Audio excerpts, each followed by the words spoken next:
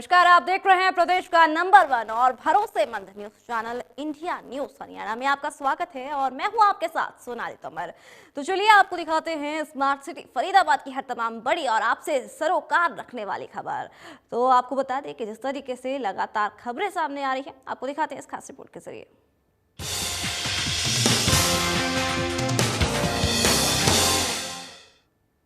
फरीदाबाद के सिविल अस्पताल में डॉक्टर्स ने ओपीडी बंद कर प्रदर्शन कर रहे हैं। डॉक्टर्स ने सरकार को अपनी मांगें पूरी करने के लिए 2 दिन का समय दिया है।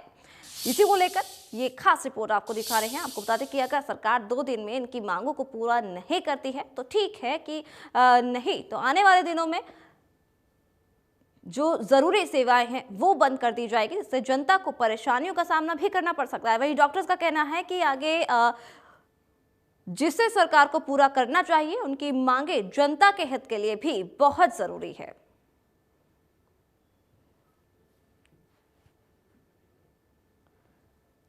तो आपको बता दें कि ओपीडी को लेकर के प्रदर्शन पर बैठे हैं डॉक्टर्स। ओपीडी बंद कर प्रदर्शन पर बैठे हैं डॉक्टर्स। आपको बता दें कि डॉक्टर्स अपनी मांगों को लेकर हड़ताल पर बैठ गए हैं। मरीजों को परेशानियों का सामना करना पड़ रहा है।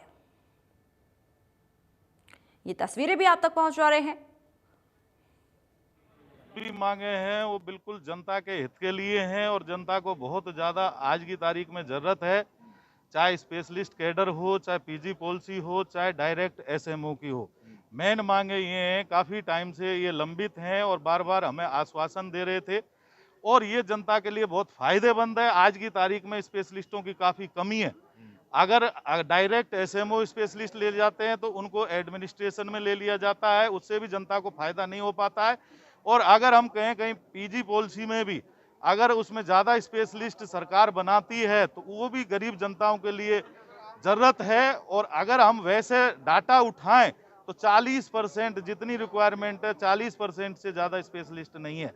तो कहीं ना कहीं ये स्पेशलिस्ट की सुविधाएं गरीब आदमियों को, सरकारी अस्पताल में हमेशा गरीब आदमी आता है और कहीं ना कहीं नुकसान गरीब आदमी को ही है। और ये जनहित में डॉक्टरों को आज खुद रोड पे उतरना पड़ा और ओपीडी बंद की गई है।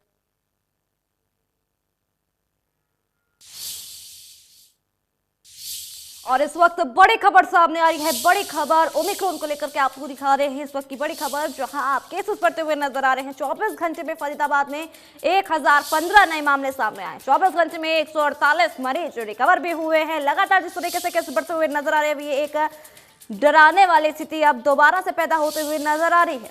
इस वक्त की बड़ी खबर, बड़ी जानकारी आप तक पहुंचा रहे हैं, जहां 24 घंटे में 148 नए मामले सामने आए हैं।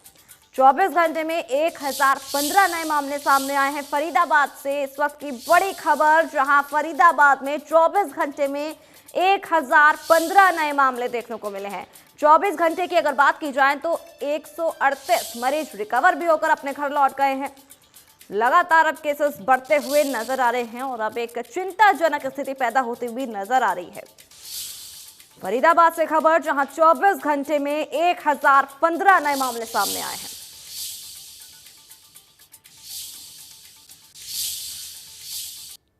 कोरोना के तीसरी लहर में बढ़ रहे ओमिक्रॉन को लेकर देश में एक बड़ी रिसर्च सामने आई है। ओमिक्रॉन के दुष्परिणाम, घातक परिणाम और संक्रमण फैलने की स्थिति को लेकर रिसर्च की गई है, जिसमें सामने आया है कि ओमिक्रॉन तेजी से फैलने वाला वायरस है। देश के इस रिसर्च में शामिल हुए principal investigator doctor A K. Pandey ने इंडिया न्यूज हरियाणा से खास बातचीत की। आपको दिखाते हैं उस खास रिपोर्ट के जरिए।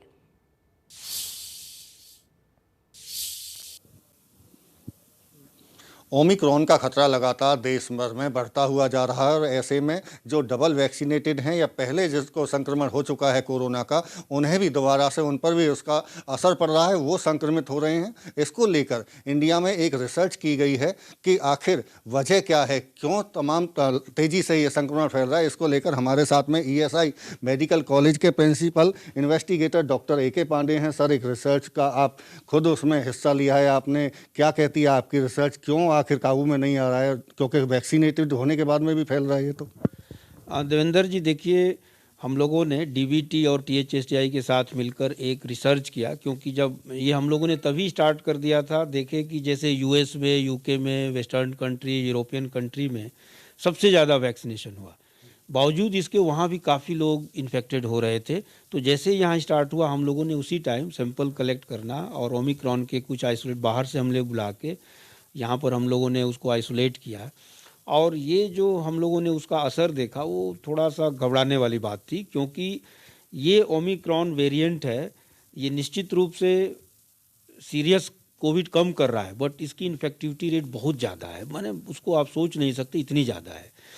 ये देखा गया, हमारे रिसर्च की जो मेन फाइंडिंग यही है कि ये जो भी इंडिया में अभी अवेलेबल वैक्सीन है, लाइक कोवैक्सीन है, कोविशील्ड है, स्पुतनिक है, ये सबको इन्वेट कर रहा है। जो भी इम्यूनिटी इंड्यूस होती है उन वैक्सीनेशन से, ये हर इम्यून को स्कैप कर रहा है, इन्वेट कर रहा है, और जिसकी वजह से इन्फेक्शन हो रहा है।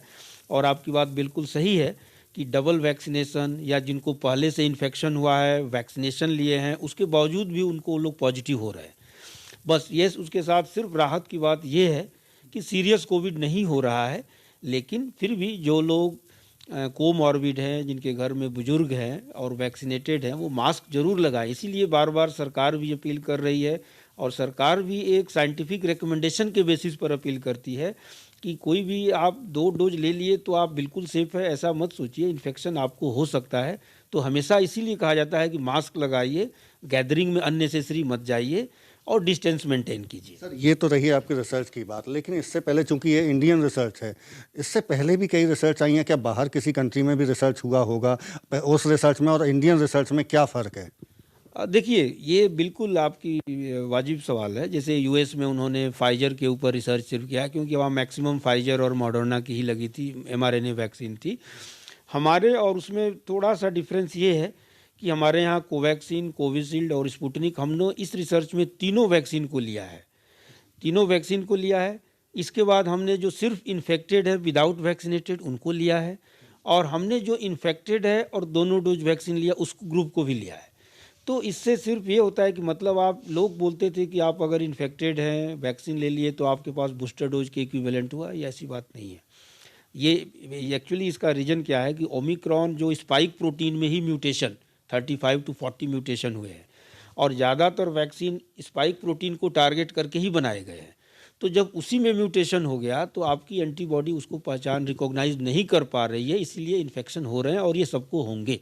सर, ये तो एक बड़ा खुलासा भी इसे कह सकते हैं कि ये सभी को होगा, और किसी भी वैक्सीन के लगने के बाद में कोई बहुत ज़्यादा उसका असर नहीं पड़ेगा, संक्रमण लगातार बढ़ेगा। लेकिन फिर इसके बावजूद अगर डबल वैक्सीनेटेड कोई है तो क्या उस पर असर क्या होगा इसका, अगर होता है तो उसको? देखिए, उसका असर तो अभी भी दिख रहा है कि जो डबल वैक्सीनेटेड है निश्चित रूप से उनको माइल्ड हो रहा है, या तो वो एसिम्टोमेटिक हो रहे हैं या माइल्ड कोविड हो रहा है, मतलब उनको हॉस्पिटलाइजेशन की ज़रूरत नहीं है। ये बहुत बड़ी रिलीफ है। आज मान लीजिए कि आप कंपेयर कीजिए सेकेंड वेव से, डेल्टा वेरिएंट के टाइम जो हुआ था, आईसीयू भरे पड़े थे, ऑक्सीजन की रिक्वायरमेंट इतनी थी, लोगों को मिल नहीं रहे थे। जितने केसेज अभी रिपोर्ट हो रहे इसमें से तो आधे से ज़्यादा हॉस्पिटल भर चुके होते, बट अभी भी हॉस्पिटल खाली है। तो उसका फ़ायदा वही है कि हमारे यहाँ वैक्सीनेशन रेट फास्ट है, ज़्यादा लोगों को दे दिया गया है। फर्स्ट डोज तो मेजॉरिटी को दे दिया गया है, और 2/3 के आसपास के लोगों को सेकेंड डोज भी दे दिया गया है। तो उसका फ़ायदा यही है कि माइल्ड कोविड होगा, ज़्यादा चिंता की ज़रूरत नहीं है। लेकिन चूंकि अभी ये बिगिनिंग है, इसका अभी लॉन्ग टर्म इम्पैक्ट का जो है हमारे पास डेटा इतना अवेलेबल नहीं है, तो उस पर अभी हम ज़्यादा टिप्पणी नहीं कर पाएंगे। सर, आप क्योंकि प्रिंसिपल इन्वेस्टिगेटर रहे हैं इसके, आप कह रहे हैं कि ज़्यादा घातक नहीं होगा ये, लेकिन अगर इसके पीक की बात करें, क्योंकि तेज़ी से संक्रमण फैल रहा है, उसके बारे में आप बता पाएँ कि इसका पीक कब आने वाला है, कब तक ये ख़त्म होने वाला है? देखिए, जो ऑब्जर्वेशंस हैं एक्सपर्ट्स के, चाहे हम लोगों ने भी जो डिस्कशन किया है, आप देखेंगे कि ये लगभग 7-8 दिन पहले बहुत कम केसेस थे, और ये लास्ट 7-8 डेज में आज ये फरीदाबाद में कोरोना का संक्रमण लगातार बढ़ता हुआ नजर आ रहा है। अब तक जिले में 4000 से करीब एक्टिव केस हो चुके हैं। ऐसे में सिविल हॉस्पिटल के डॉक्टर्स और मेडिकल स्टाफ भी कोरोना के चपेट में आ गए हैं। सिविल हॉस्पिटल के 8 डॉक्टर और 10 मेडिकल स्टाफ अब तक कोरोना संक्रमित हो चुके हैं। सिविल हॉस्पिटल की प्रधान चिकित्सा अधिकारी डॉक्टर सविता यादव ने इंडिया न्यूज हरियाणा से खास बातचीत की है। साथ ही साथ लेकिन इसके बावजूद इसके स्वास्थ्य सेवाओं पर कोई ज्यादा असर न पड़े, इसकी भी व्यवस्थाएं भी की जा रही हैं। आपको दिखाते हैं इस खास रिपोर्ट के जरिए। फरीदाबाद में लगातार कोरोना का संक्रमण बढ़ता जा रहा है, और ऐसे में अब 4000 के करीब पॉजिटिव केस हो चुके हैं, और इसके साथ साथ में अब हेल्थ डिपार्टमेंट के सामने एक बड़ी चुनौती आ गई है, और वो चुनौती है डॉक्टर्स और जो मेडिकल स्टाफ है वो भी अब संक्रमित हो रहा है। ऐसे में हमारे साथ में प्रधान चिकित्सा अधिकारी डॉक्टर सविता यादव हैं, उनसे बात कर लेते हैं। मैम, लगातार मामले तो बढ़ ही रहे हैं, लेकिन डॉक्टर और जो मेडिकल स्टाफ भी कोरोना संक्रमित हो जाए तो फिर कैसे आगे काम चलेगा? जी हाँ, ये बात तो है। हमारे कई डॉक्टर्स और स्टाफ नर्सेज पॉजिटिव आ चुके हैं ऑलरेडी। 8 डॉक्टर्स और 10 नर्सेज हमारे पॉजिटिव आ चुके हैं, और अगर इसी तरह से संक्रमण फैलता रहा तो वाकई हमें दिक्कत तो आएगी। दिक्कत तो आपको आएगी, लेकिन जिस कहिए अगर पॉजिटिव जो हुए हैं, क्या कोरोना के पेशेंट का इलाज करते हुए पॉजिटिव हुए हैं, कैसे संक्रमण फैला है यहाँ? जो लोग पॉजिटिव हुए हैं वो कोरोना पेशेंट्स का तो इलाज नहीं कर रहे थे, इसलिए ये नहीं कहा जा सकता कि कहाँ से उन्होंने इन्फेक्शन कैच किया है। लेकिन साथ साथ में जिस तरह से पॉजिटिविटी बढ़ रही है डॉक्टर, तो ओपीडी इफेक्टिव हो रही होगी, इलाज जो लोगों का बड़ा मुश्किल हो रहा होगा उनके लिए। हाँ, जिस तरह से यहाँ हॉस्पिटल में इतना पेशेंट्स का आवागमन है, उनके अटेंडेंट्स का भी करीब 1,500-2 हज़ार के करीब हमारी ओपीडी भी होती है, और इंडोर भी बहुत है। इतने लोगों को डील करते हुए काफ़ी चांसेस होते हैं कि हमारे डॉक्टर्स एंड नर्सेज और या बाकी स्टाफ पॉजिटिव हो जाते हैं।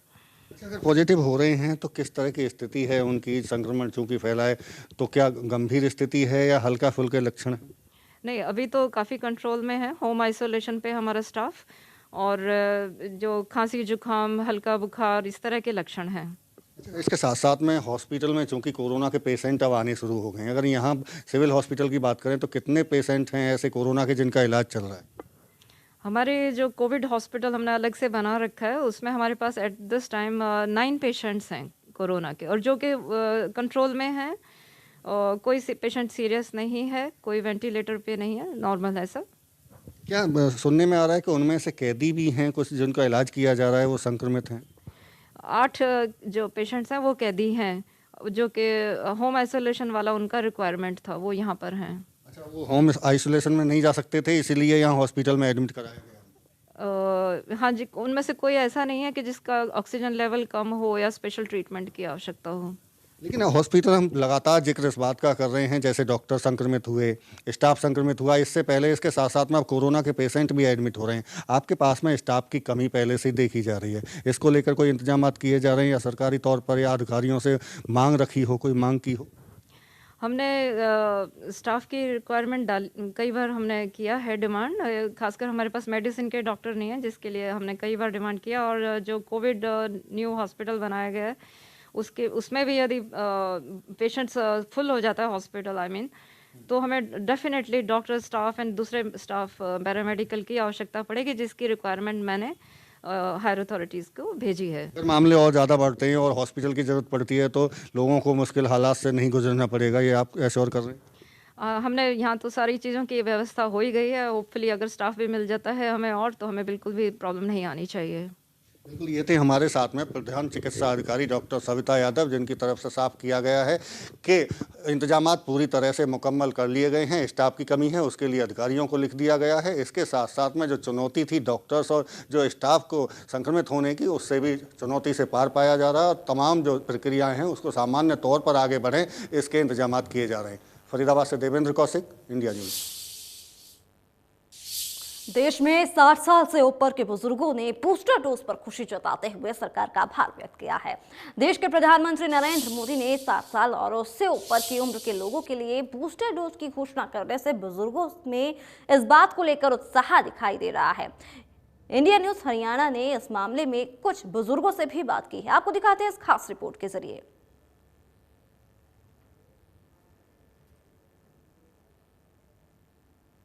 साल नहीं लगी, बस मैंने पहली वाली 2 लगवा ली हैं और ये भी अभी 1-2-4 दिन में लगवाएंगे। बढ़िया जी, सबके लिए हाँ, सबके लिए ही है। बुजुर्गों तो हाँ लगवाएंगे जी, लगवाएंगे। अच्छी है बुजुर्गों के लिए ये, बहुत बढ़िया जी। लग गई मेरी बूस्टर डोज। अब ये बताइए कि कितना सही है बुजुर्गों के हित में ये बूस्टर डोज? बहुत बढ़िया है। लग गई है, कैसा महसूस कर रहे हैं अब आप? ठीक है, बहुत अच्छा है। सरकार ने ये जो बुजुर्गों के लिए किया, ये बुजुर्गों के लिए कितना अच्छा मानते हैं आप? बहुत अच्छा मानते हैं। फरीदाबाद मेट्रो न्यूज में फिलहाल इतना ही। बाकी की तमाम खबरों को जानने के लिए आप देखते रहिए इंडिया न्यूज। मुझे दीजिए इजाजत, नमस्कार।